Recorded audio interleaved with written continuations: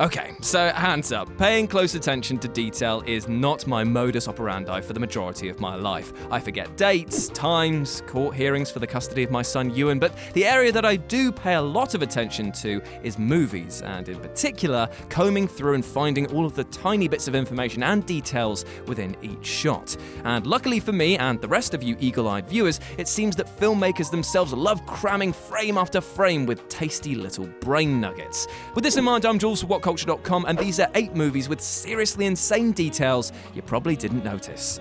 But before we begin, don't forget to subscribe to stay notified. Ding, ding, dong. Number 8. Real Arrows, Throne of Blood, 1957. Akira Kurosawa is often considered to be the greatest of all Japanese directors, with a body of work that includes Hidden Fortress, Seven Samurai, Yojimbo, Rashomon, and Ran, which are, to put it bluntly, delicious.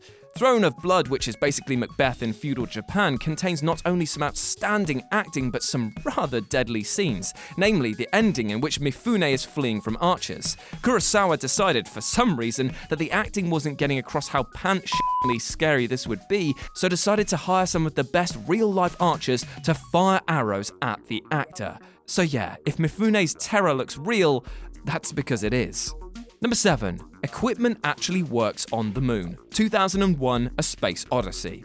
Stanley Kubrick is the maddest prick this side of, well, ever. He regularly demanded the impossible from his actors and his films, and yet still managed somehow to make it happen. Now, everyone knows that A Space Odyssey was not a simple flick to make, with unique sets and immaculate delivery demanded from all involved. However, it's not well known that all of the props featured, every single one, were actually designed in such a way that they would actually work on the moon. It's never been made clear why this was so, except for Kubrick's fanatical approach to filmmaking, but it's true, and it leads you to wonder whether Kubrick actually thought he was on the moon, or if his next feature would be set on the surface of it. Either way, mad.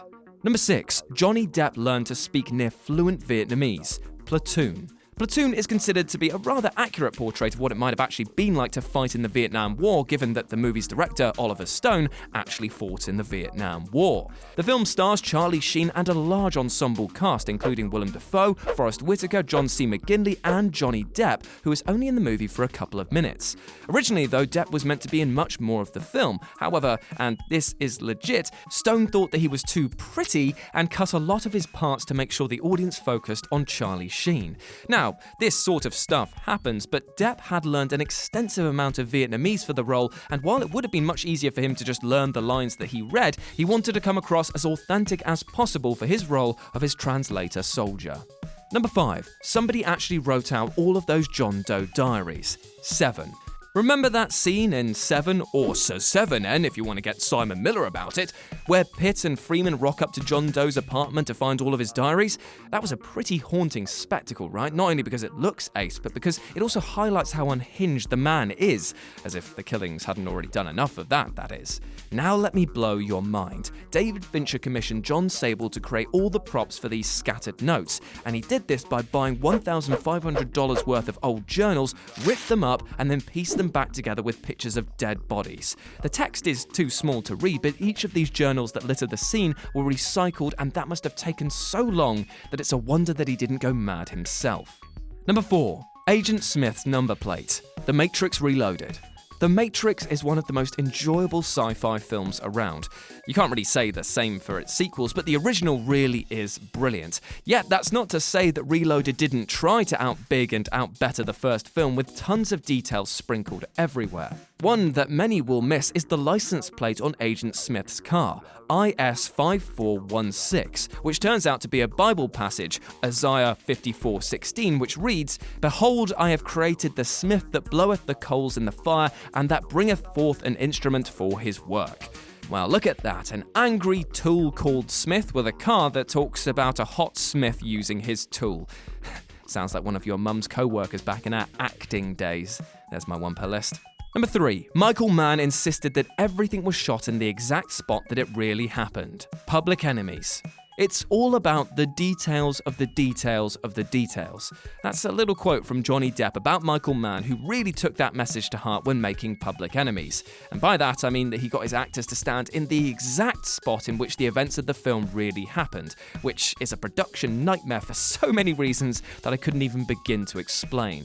Mann managed to get the most out of the footage that he wanted, despite the fact that the majority of audience members wouldn't really be able to tell the difference, and it's a shame that all this work will go unnoticed by all but a select few. Number 2. There are 3,473,271 individual hairs on Lotso Hugging Bear in Toy Story 3. Lotso Hugging Bear has 3,473,271 hairs on his pink, fluffy body. I don't even need to explain why that's an incredible feat of time and effort. Fair play, Pixar. And number 1, the pirate ship had 44,000 moving parts. Pirates in an adventure with scientists. Stop motion is the art form for the creator with time on their hands. Every movement, every frame is manipulated and set with care, and it's one of my favourite mediums to view because you get a tangible sense of time when watching films created in this fashion. As an almost testament to this fact, creating Pirates in an Adventure with Scientists took over 500 people 5 years to make. 5 years. Think on that one for a second.